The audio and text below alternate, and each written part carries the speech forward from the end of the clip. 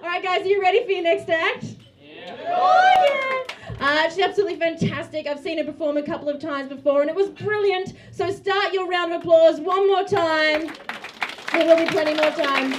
And please welcome to the stage, Arielle Conversi. You know the drill, get to Park Hill, yo, we hit him with the hot mix. Hey guys, so I've recently gotten a new job, and I feel weird to say it, but I fucking love it. I feel weird to say that though, because I feel like a dickhead who likes their job. No one likes that person.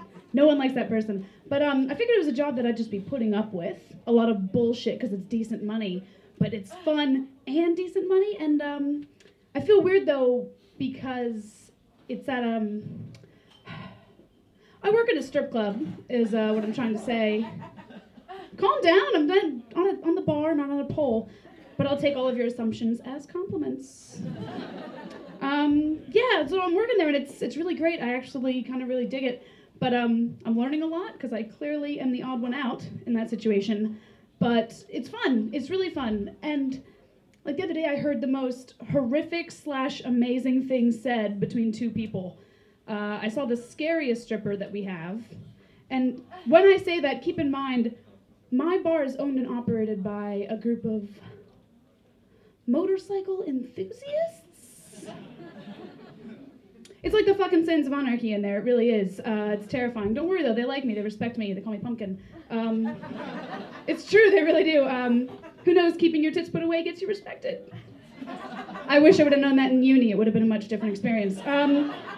But this scariest one just goes to this guy, and he was like 18, and he was all alone. All his friends had fucked off and left him there, and he was all by himself. He looked terrified, and she kind of just slithered over, very much in the way that purple guy from Monsters, Inc. moves.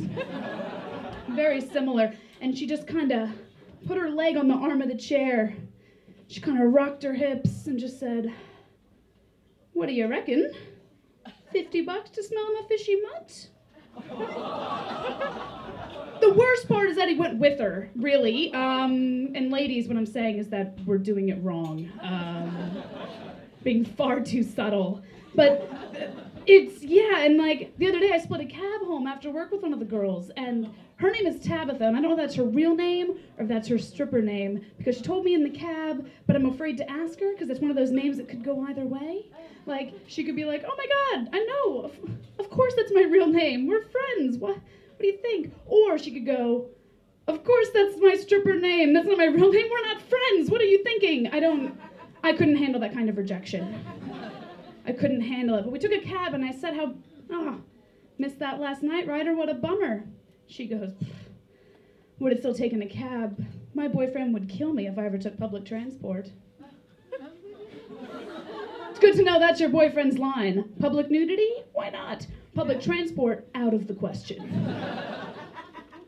Out of the question. But yeah, but I think the most ridiculous things have all happened after hours, and when I have a little lock-in with my new comrades. It's bizarre. It's such a weird thing because we're all hanging out, and we were having a conversation that was based around the question, what kind of fish would you be if you could be any fish?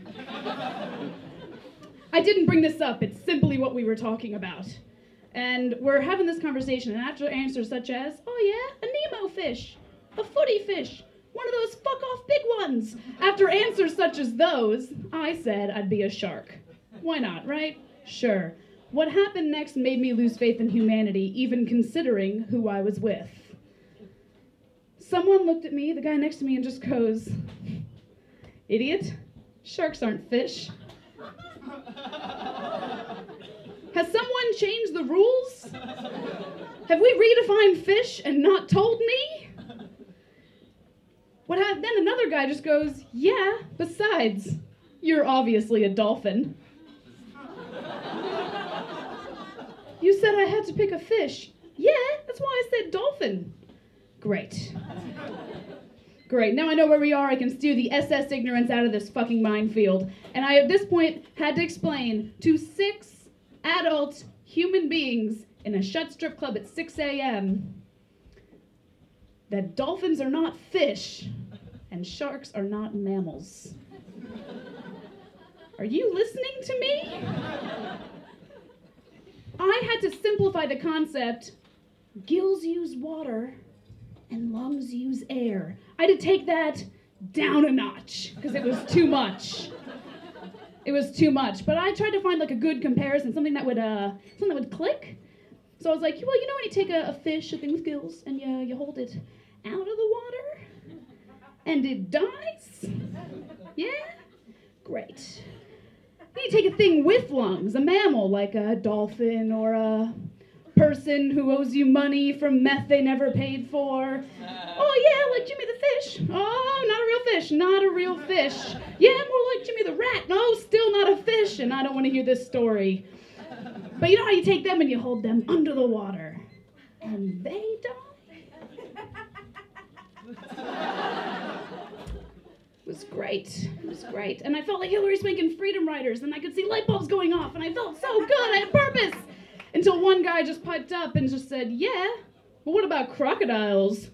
Like that was the fucking checkmate of the conversation. It was great. But, yeah, so everyone has this idea of what strip clubs are like, lines of coke and like parties and shots after hours, but it's not. It's like a year 7 science class and I'm in charge. Anyway, you guys have been absolutely fantastic. I've been Arielle. Thanks so much.